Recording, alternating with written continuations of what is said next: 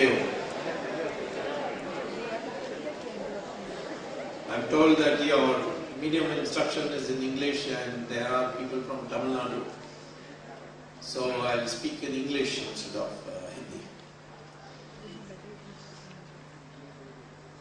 Hindi. The topic is politics with principle. Politics in Sanskrit is Rajniti, and Rajniti means Niti for Raj, which means policy for governance. That should be politics, the meaning of politics. That is the making of policy for governance of a country. And naturally that would mean objectives of that policy, the priorities that should be there for politics, that policy, and finally the strategy of achieving those objectives. So politics defined simply means that policy for governance. Now the question is, in the process of getting power to govern, what is the methodology that you will use? And that is where the question of principle comes. Principles are morally and socially desirable rules, methods, and so on. What is the right way of doing it? Not by any means. That is where the word politics has got a dirty word. By itself, politics is not a dirty word. After all, it is policy for governance. But the method of getting power to make the policy, if that is unprincipled, which means it does not follow moral and socially desirable rules, then you have politics without principle. But if you do, then you have politics with principle. Now, question then becomes, principles are the means to achieve the end of politics. So Gandhiji has said very clearly, means and ends are interchangeable. Because many people said, like Subhash Chandra Bose, means are not important. We must get freedom, the end of freedom. The end is freedom, means doesn't matter. Gandhiji disagreed. He said, no, if you get by bad means, then the end will be also wrong. And therefore means and ends are interchangeable. So that's the real question, whether the means and ends are interchangeable or not. Now you see, there were great thinkers, not only Subhash Chandra Bose, but Machiavelli in Germany, who clearly said that whatever means you use, the end must be achieved. And there are many religious philosophies also which advocate that. But not the great Sanatana Dharma where this is advocated. In Sanatana Dharma, everywhere they talk about Dharma. Dharma is an integral part of politics. And therefore, we must say as Indians, if you are going to do politics, it must be with principle. And that principle has to be cleverly or clearly defined.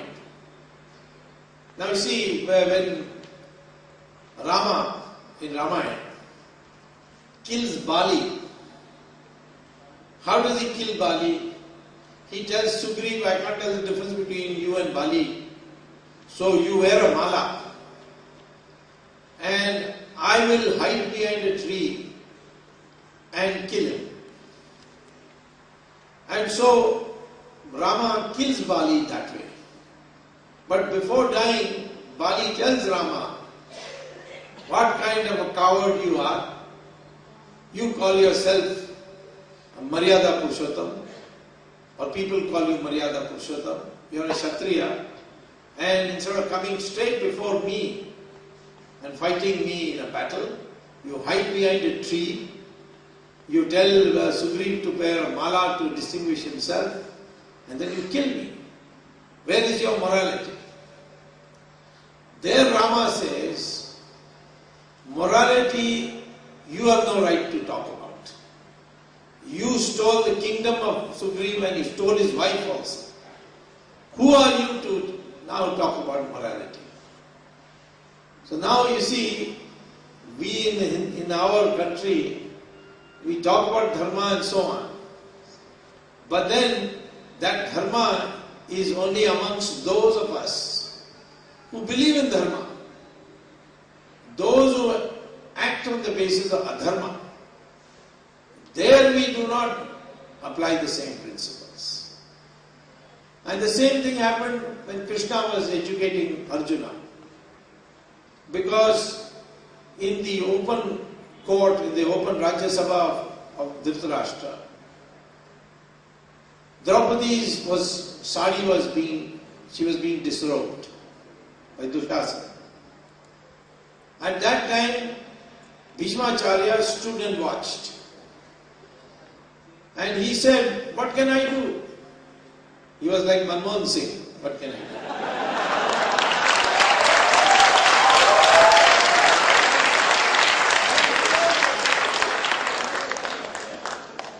What can I do? These people lost the game of dice.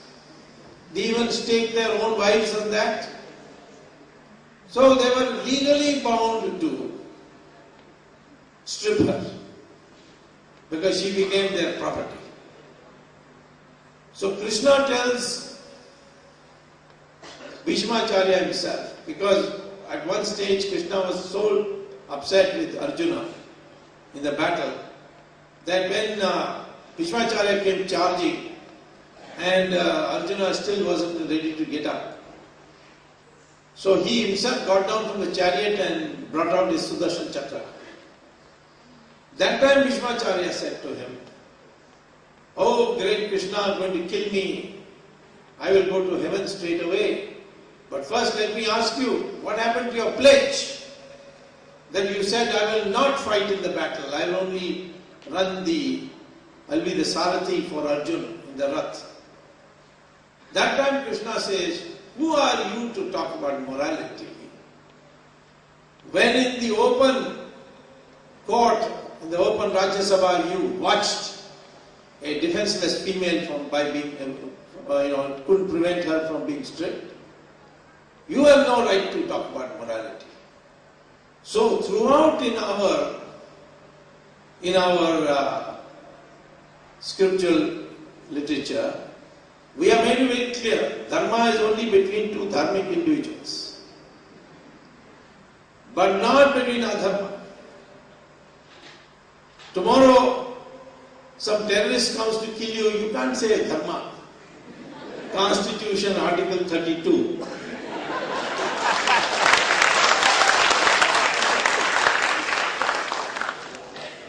There you have to protect your society. And that is why, even in the end, after losing the battle, Bhishmacharya educates Arjuna and says there is something called apadharma, where it is when there is a social consensus that in order to fight an adharmic enemy, you will not follow principles. You will not follow the principles which you will follow amongst yourself. So therefore, there is a real question today, because there is a contradiction that will arise from occasion to occasion between politics and principle, a contradiction.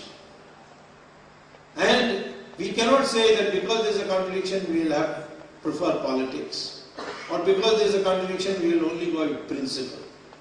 No. You will try to resolve that conflict. And that's how Krishna did it, that's what Rama did. And they defined it under what circumstances you will do it. So to that extent, we have to modify Mahatma Gandhi's view that ends and means are convertible. It depends on your enemy.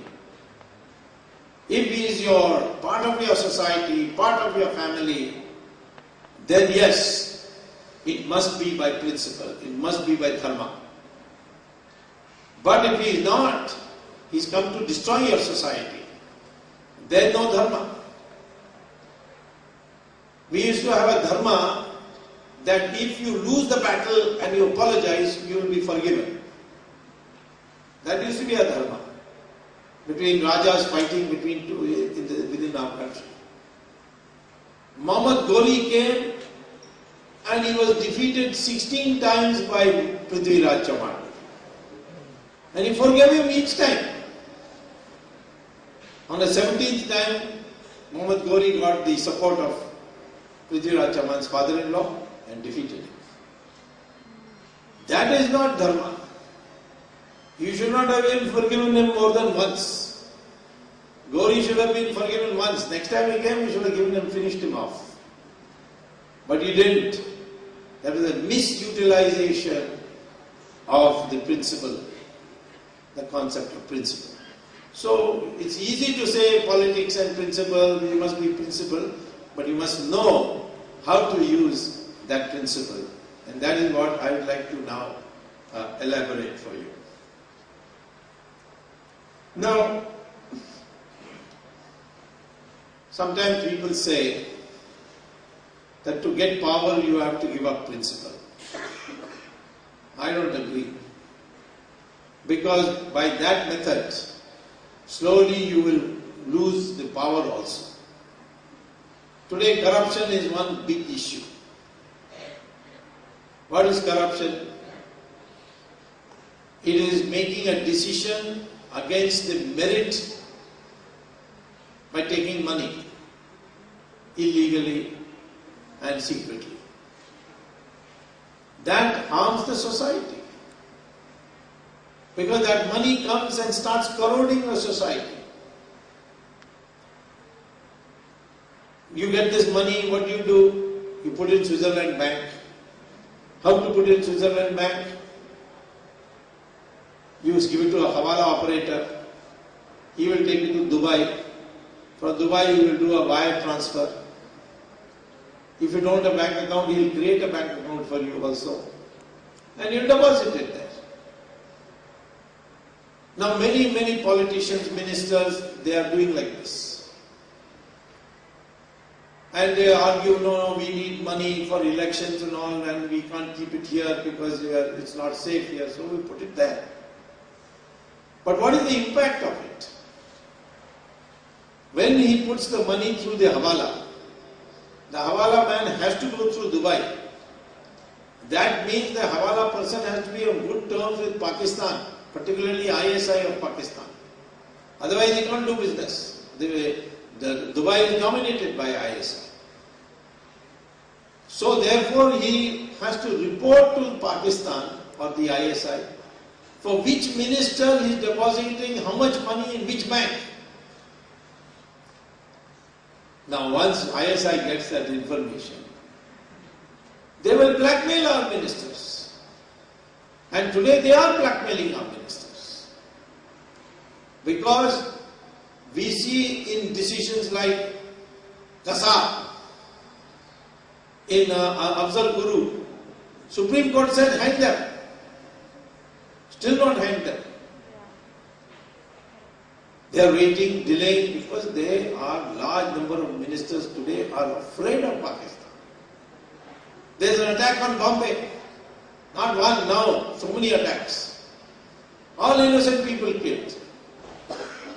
Mostly Gujaratis are being killed. Javeri Bazaar and all that. Some places Jains are being killed. And we don't retaliate. It's because of this fear. So you see, you did it without principle. You needed money. You collected money, put it in a foreign bank, and now you become blackmailable by your enemy. So therefore corruption is in fact very dangerous, I think. In this 2G I found that permission was given by the telecom minister, Mr. Raja, to two companies which should not have got license in the first place, to sell it to Etisalat and Telenor, two companies. But the Home Ministry had a report that Telenor is a Telenor and Etisalat are ISI controlled companies, and Telenor's equipment comes from the Chinese military, and that equipment, if it is used in India, can create cyber warfare with us. Supposing India and China are having a war, they can make our defense electronics fail. And yet it sold it. Originally I thought it was Raja who did it. But now I find that Raja is Buddhu, he didn't know. And it was Chidambaram who taught him.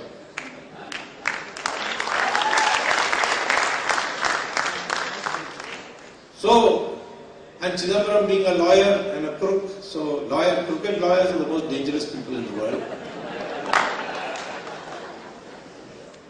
Once there was a football match going on in hell, and somebody kicked the ball very hard. The ball hit the wall with dividing heaven and hell, and it collapsed.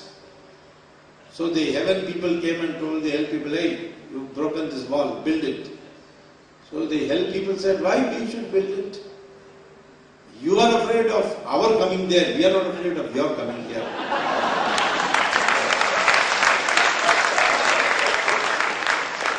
So the heaven people said, Acha, it's like that, let us go to Brahma's court and argue this matter. So hell said, okay, we are ready. And hell people searched their hell and collected their best lawyers and went to argue the matter. The heaven people went on searching, couldn't find a single lawyer. So there was no lawyer. My wife is a lawyer, so she should not hear this joke.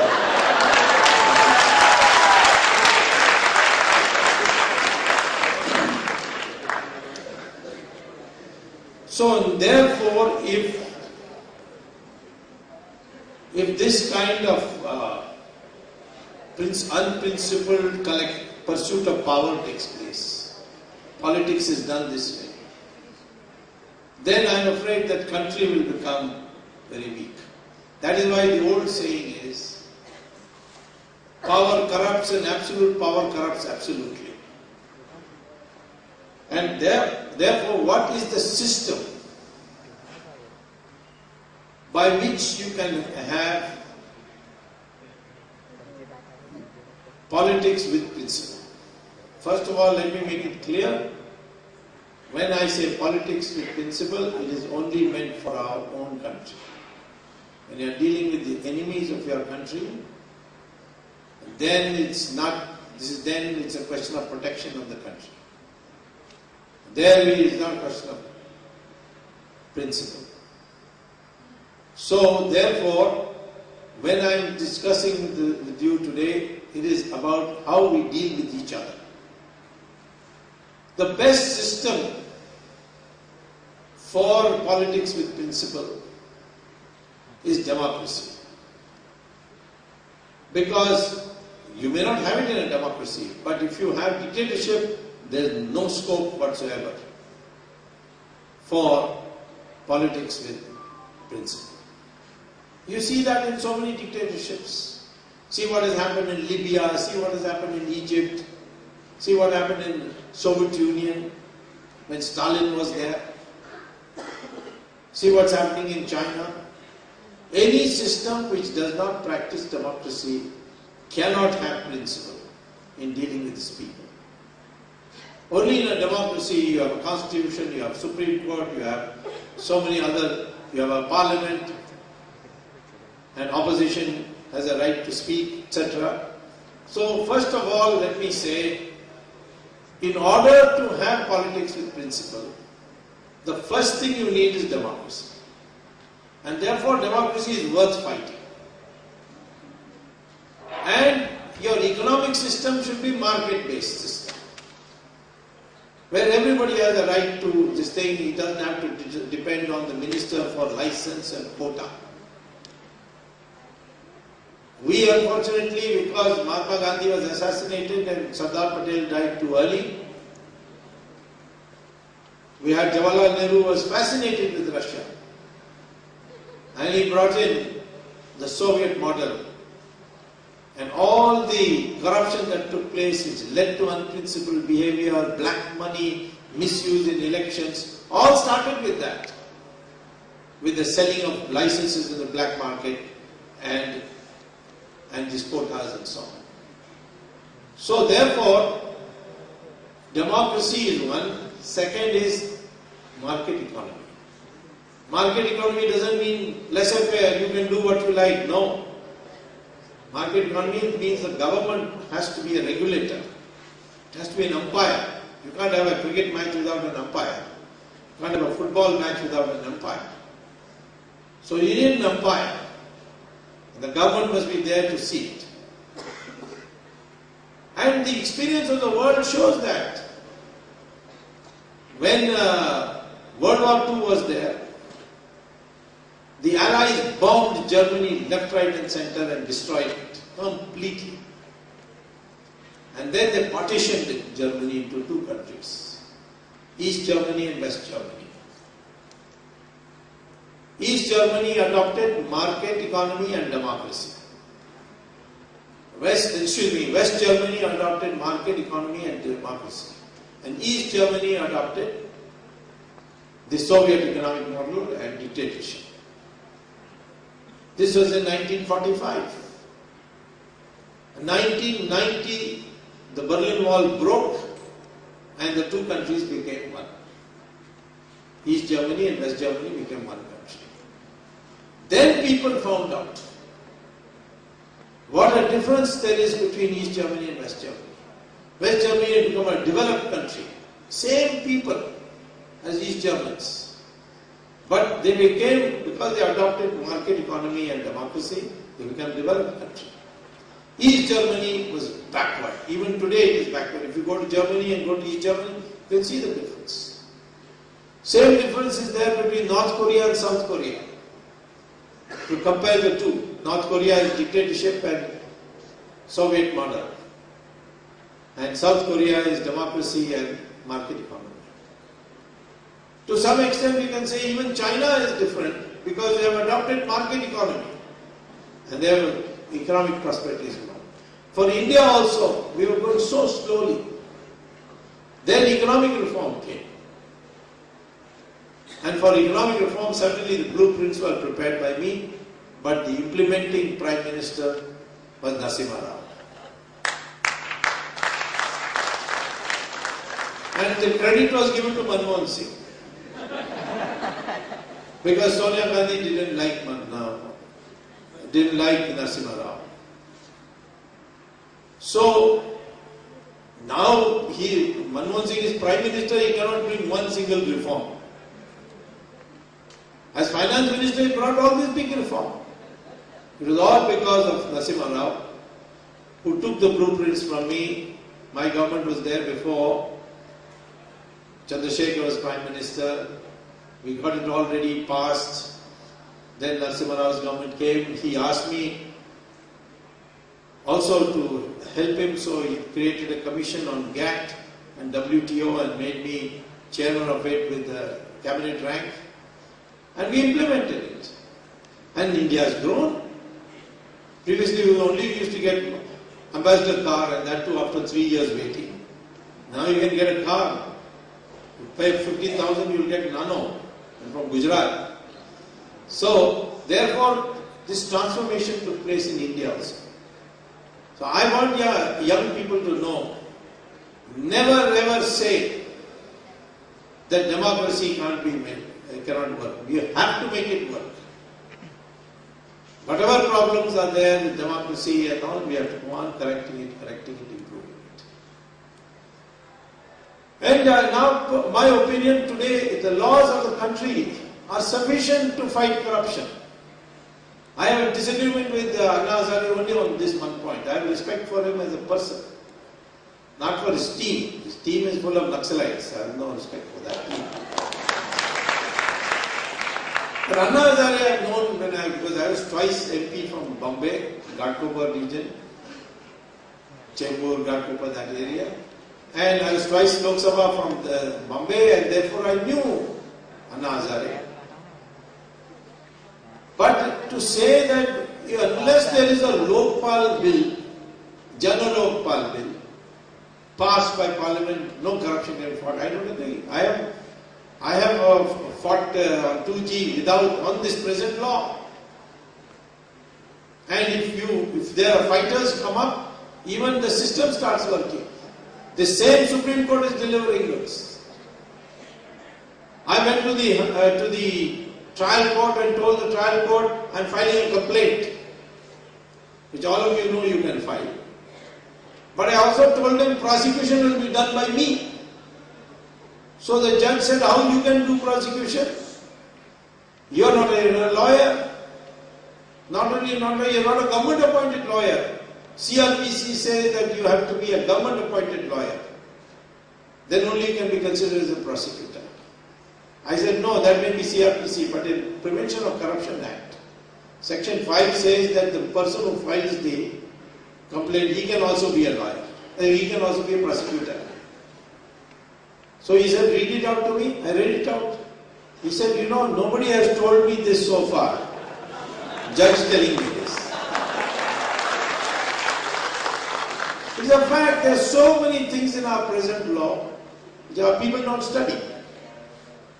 So therefore I am saying to you that democracy, the first principle for having politics with principle would be that you must be committed to democracy with market economy. Then you see,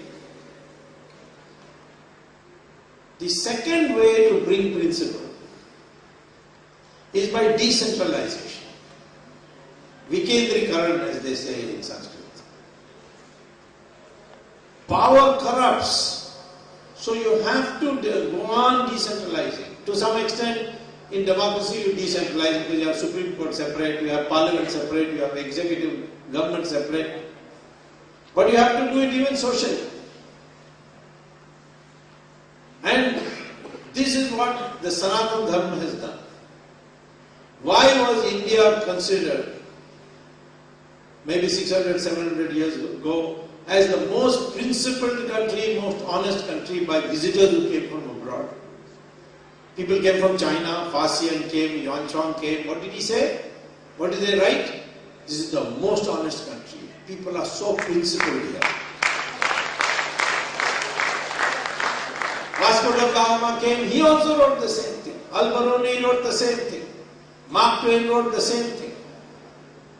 And today Transparency International says, as one of the young students just now said, puts us down as 95th country in honesty and principle. How did this change take place? And how is it that we were for thousands of years so honest? Farsian says that people, in the Hindustani people are so honest that if you leave anything behind in your house, they will chase you and find you and then return it to you. And that is because Sanatana. And what did Sanatana do? It devalued the importance of money. Making money was not bad, but importance of money was devalued. And this occurred to me first time when I went to get my PhD at Harvard. And my classmate who was sitting next to me in the class, an American student, asked me, I want to ask you one question. I said, what? He said, why you Indians are following Mahatma Gandhi? So I said, what is wrong with Mahatma Gandhi? He said, the man is not even properly dressed. How can he be your leader? Then I thought about it. Yes, he's right. Because in America and Europe and all, leaders are very well dressed. Suit, boot, and their shining shoes and all that.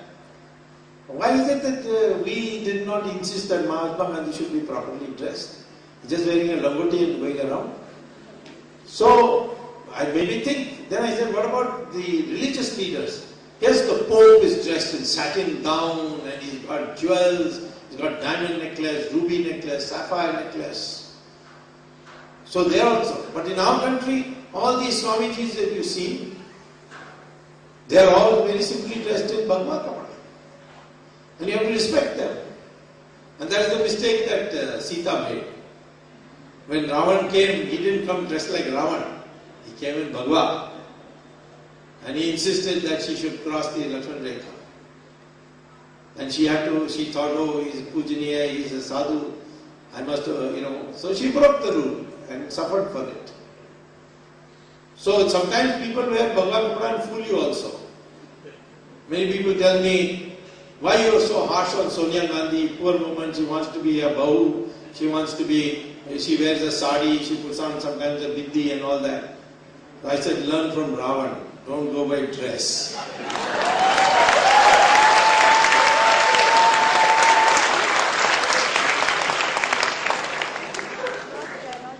So what is it that made us respect Mahatma Gandhi?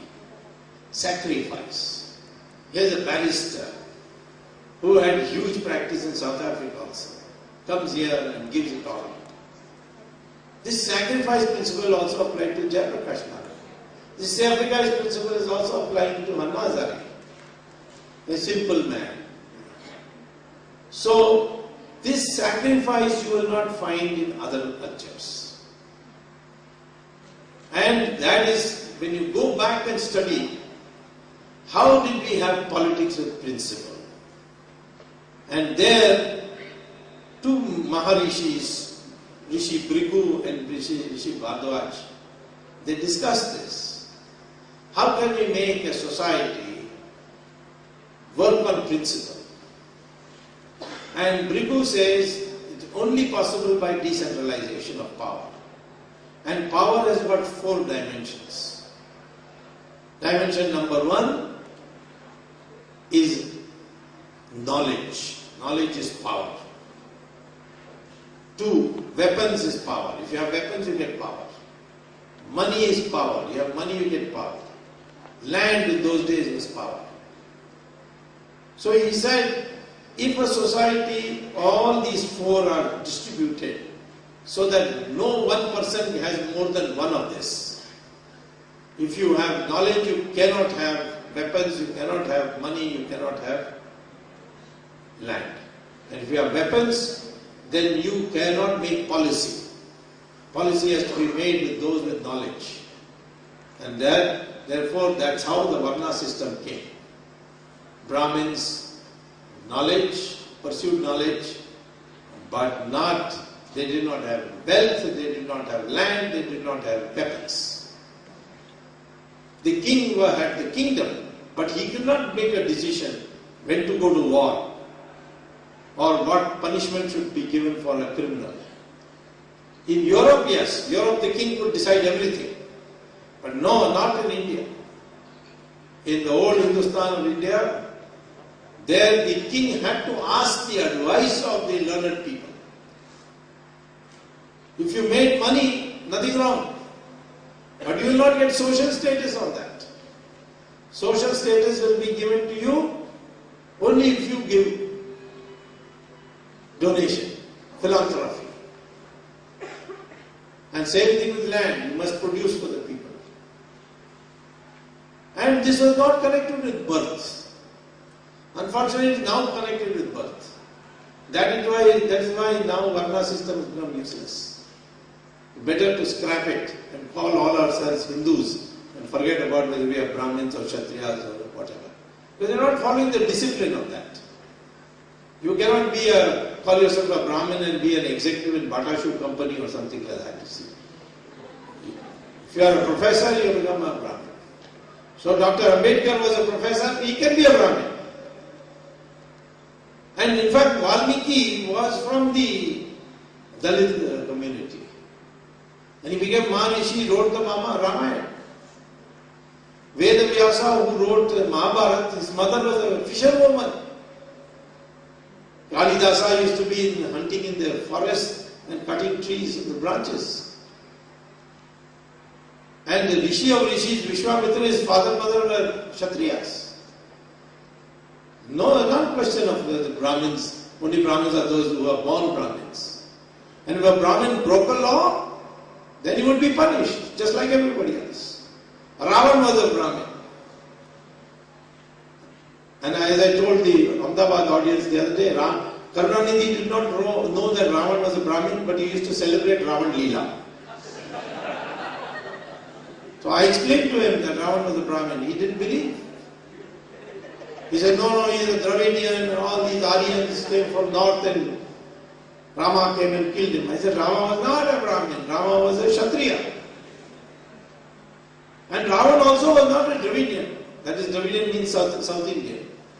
Ravan was born in Noida near Delhi. And Mandodari was born in Meerut. Then he became jealous of Kuber. So he came and conquered Sri Lanka. Sri Lanka was a very beautiful country in those days. Maybe it's still a beautiful country. And in fact, when Rama killed Ravan, then Lakshman told Rama, why go back to Ayodhya? We don't know what Bharat will do now. So let us stay here. Sita is also here. It's a lovely country. So then Rama said, no, the loveliest country is your motherland and nothing else, and therefore we go.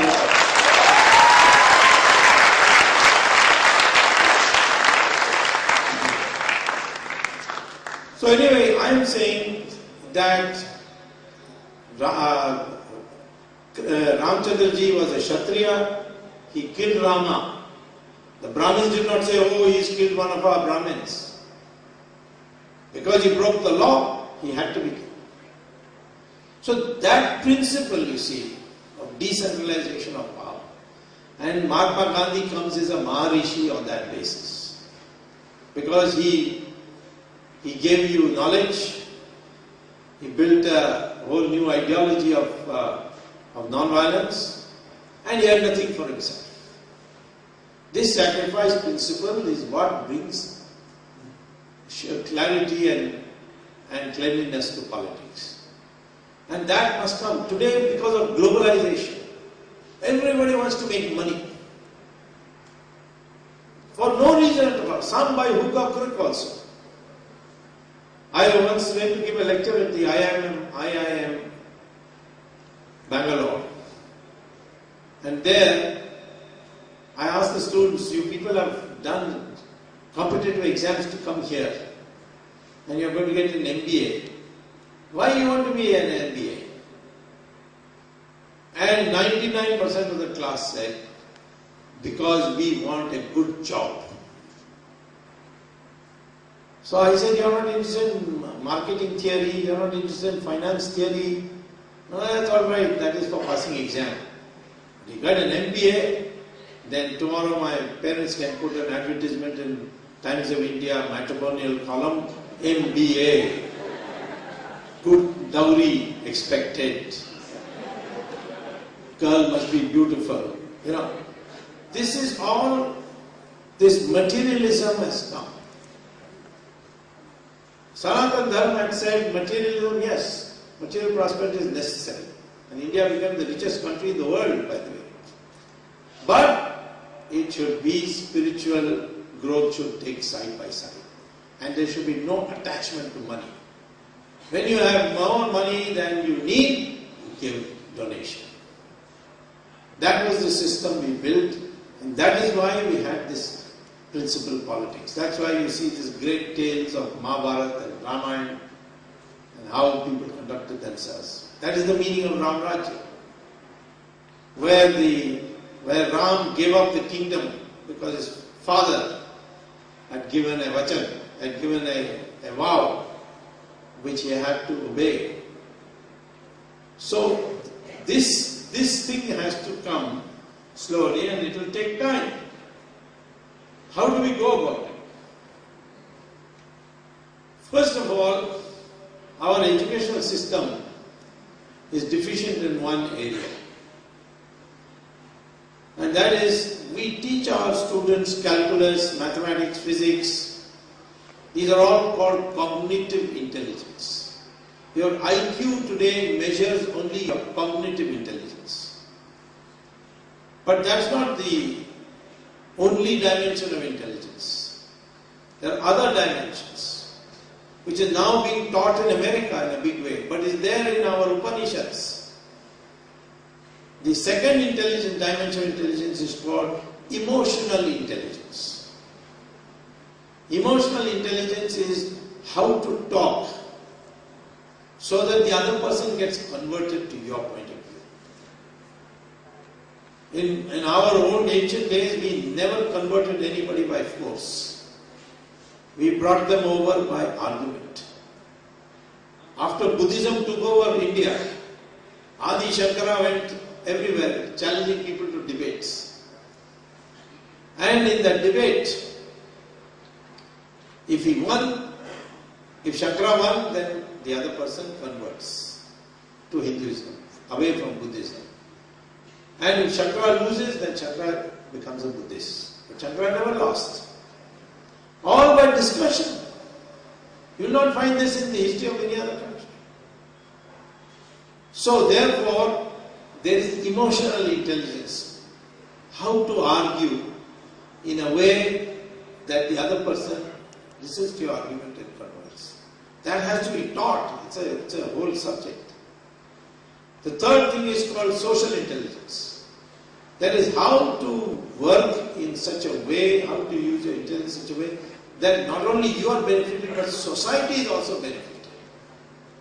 Here we think that the society can go to hell.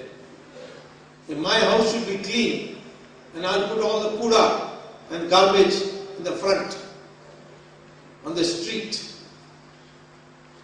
That mentality we have. So this requires if you want to be a principled person, then you must have a social intelligence. I mustn't do anything which will hurt society. I will not send my money to Switzerland when the country needs resources. You know how much money is abroad in foreign bank accounts? 70 lakh crores. We'll bring it back, don't worry. Of which 100,000 crores.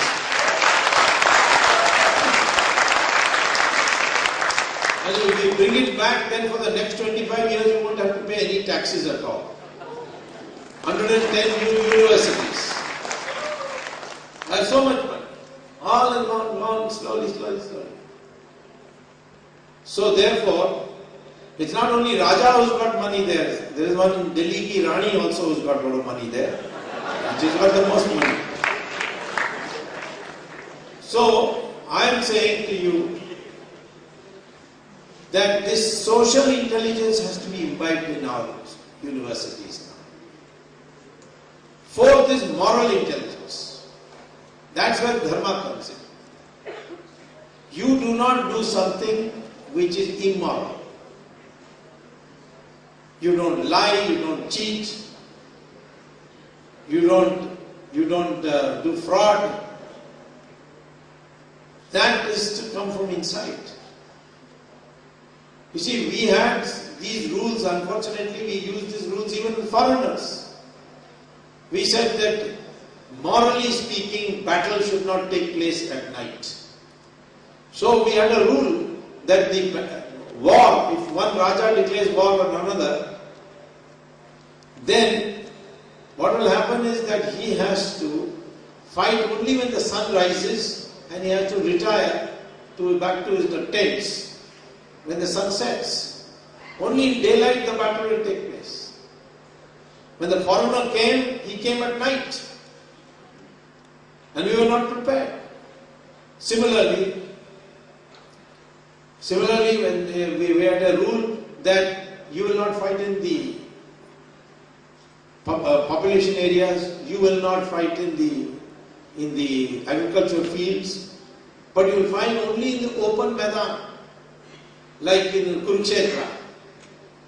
Or when Ravan had to fight Rama, he had to come out of his fort into the open Maidan. So that was the rule. These people who came, foreigners, They attacked your villages, they attacked your crops, they looted your country. You're not prepared for that. And then of course I told you, if you ask for forgiveness after losing, give it all back and send him back. And Prithviraj Chauhan sent him 16 times. So these rules were only dharmic rules for our own people. That you must constantly understand. When you are dealing with foreigners, you are dealing with evil people, there is no question that politics has to be with principle. So therefore moral IQ, that is moral intelligence, has also been taught. Then there is something called environmental intelligence. That is, you must not do anything to destroy the mother nature. We worship nature. We worship the sun, we worship the rivers, we worship the mountains. No other religion worships these things. Because we know that the environment must be safe, otherwise we are all finished. And that environmental consciousness also we have to acquire when we are studying in universities. And finally, the most difficult, which is part of the Vedas actually, and that's called spiritual intelligence. Because the rishis said all the knowledge is in the cosmos. And if you can meditate and connect your mind to that cosmos, which now the Americans are calling as neural Wi-Fi. You know what Wi-Fi is? Neural means brain. So Wi-Fi. You connect to that cosmos, then all the knowledge will come to you.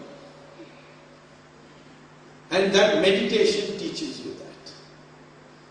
Then you will be a complete person who will be able to work within the dharmic system to do your politics. And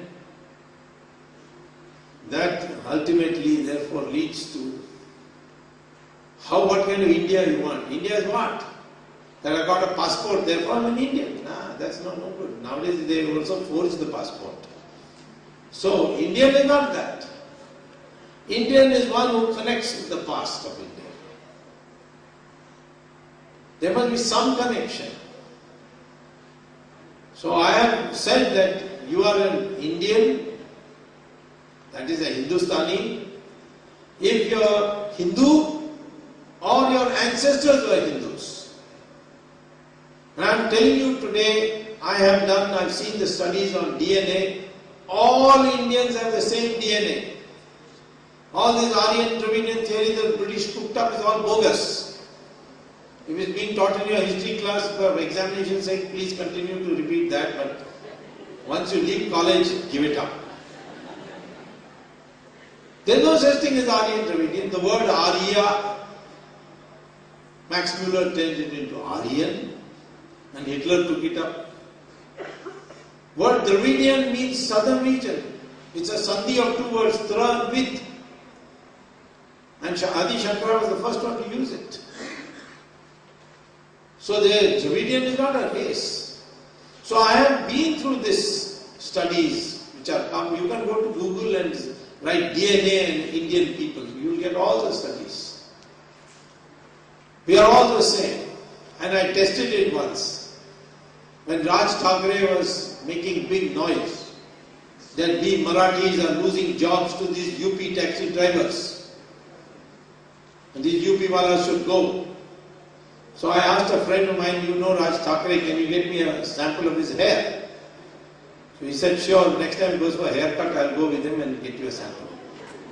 So he gave me a sample. Then I gave a UP taxi wala 5 rupees and took a sample of his hair.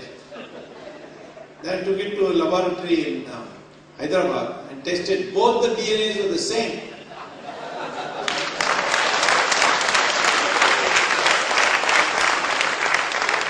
So I came and announced, saying that Raj Thackeray has also come from UP because his DNA is the same as the UP wala. And if he challenges me, let him come on the stage and give me a sample of his hair. I got a mobile unit of DNA testing. Brahmins and scheduled caste also have the same DNA. There was no law which said that scheduled caste children have to be scheduled caste. Otherwise Valmiki would not have been Maharishi.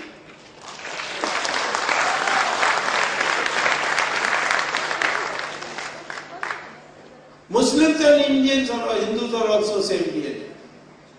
So I am saying to the Muslim, you unite with us by saying that my ancestors are Hindus, you will become part of the family. But they get, and the mullahs get angry, no, we are from Gori and Ghazni. Well, we created Pakistan for those who thought that they are descendants of Gori and Ghazni. But if you in this country and you want to live with Hindus, what is your difficulty? This is DNA. You contradict the DNA, I can understand. So maybe the new UID cards, I think they should put DNA also in it.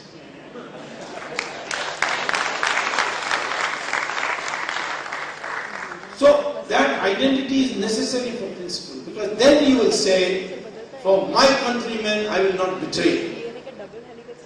Then you get principle. My countrymen I will defend. 5 lakh Kashmiri Pandits have been driven out from Kashmir. Nobody talks about it. Because we don't have that feeling of Indian. We are Hindustanis. Our temples are being knocked down everywhere. Poor Hindus in Pakistan are even today suffering. We have no principle when it comes to that. That is why we have surrendered to terrorists over and over again, because we don't have a concept of identity. So what should we do to bring this back? I would like the youth to now start thinking in fresh terms. You can have a career, no doubt. You must have a career. But don't have a career just because you get you a good job. Have a career where you feel that this is something I want. I want to be an economist, that's why I want to study economics. Or I want to be a lawyer, that's why I'm studying law. 2, you must learn to take risk. Because you cannot have principle if you can't take risk. If you take a principle stand, you may be thrown out somewhere. They will say, no, we don't like what you are doing. So you can't change your principle. And there you should have that courage. And I am telling you that I have seen in my life, whenever I took a stand on principle, ultimately something better happened. Once I had a big quarrel with the IIT director. Dr. Dogra was in your time too? Yeah. I caught him on corruption. And he was a friend of Indira Gandhi. So he told Indira Gandhi, he's thrown me out. So Indira Gandhi said, Chao, I will teach him a lesson. She removed me. I was a full professor. One day I got a letter saying that you are terminated. When I told the authorities, how can you terminate me? They said, no, fight in court. But within 3 years or 4 years, the Janata Party came to power and Morarji Desai said, I am appointing you on the board of governors of the very body which dismissed you in the first place.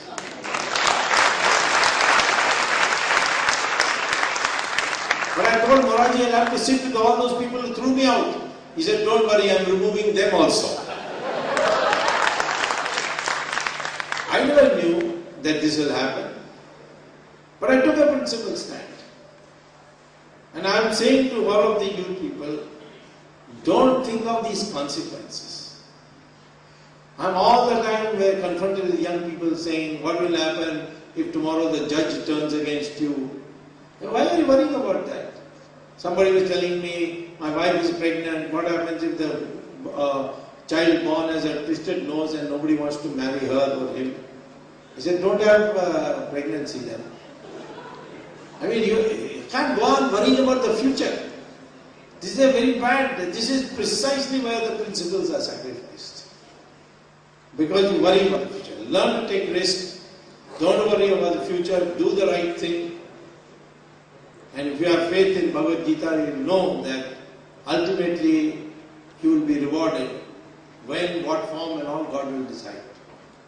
That spirit must come. And then only we can bring in this change. Politics is an essential part of running a society. We need good people. Many years ago, I was recruiting some people for membership at Bangalore. So one boy said, see, I am very keen to join Janata Party, but my parents are against my joining politics. Can you talk to my parents? I said, yes, I will talk to them. So I went to his parents' house. And I told them, this young boy wants to join, why are you objecting? He said, I said all kinds of things about politics. I said, yes, politics is bad, but it needs to be cleaned up. He said, no, this boy has to become an engineer, we have very hard to set on him. Then I said, then what will happen to our politics? He said, oh, you want somebody for politics? Take my second son, he's a useless fellow, he's a vagabond. You can have him. And that mentality, we have to get rid of. Politics is a profession where it is governance. You must get into it. Today we may criticize Obama any amount, but he's a Harvard law. Bush also went to Harvard Business School. Kennedy was also in Harvard. Roosevelt was in Columbia. You know, they are all educated people in politics there. So we need now. And you can't come in and expect everybody to welcome you because 1 billion people. So what? There are 1,000 goats at one place and one tiger comes. Majority is with the goats, but the goats will see the tiger and run away. And the tiger will chase them and have a lunch for the afternoon. Or strength also without the right mindset. You go to a circus, you will see 5 sings, lions, and inside the cage will come a thin, wiry ringmaster and he will order the lions, get up. And they will all climb up the bench. Obey. Each one of the lions is strong enough to kill that ringmaster. And these lions are called sings. But they have all been pacified. Their brain has been managed from childhood. Our Manmohan Singh is also one of those sings. Circus lion. People say the Prime Minister's chair has so much strength. Why can't you use it? The same way as the lion in the circus. He has so much strength, but why doesn't he use it? Because of the mind. So you want politics with principle, you want to take risk. You want politics with principle, you must be ready to make sacrifice. You want politics with principle, then you must educate yourself in these 6 intelligences that I talked to you about. And then we will have politics with principle as we had before. Thank you very much.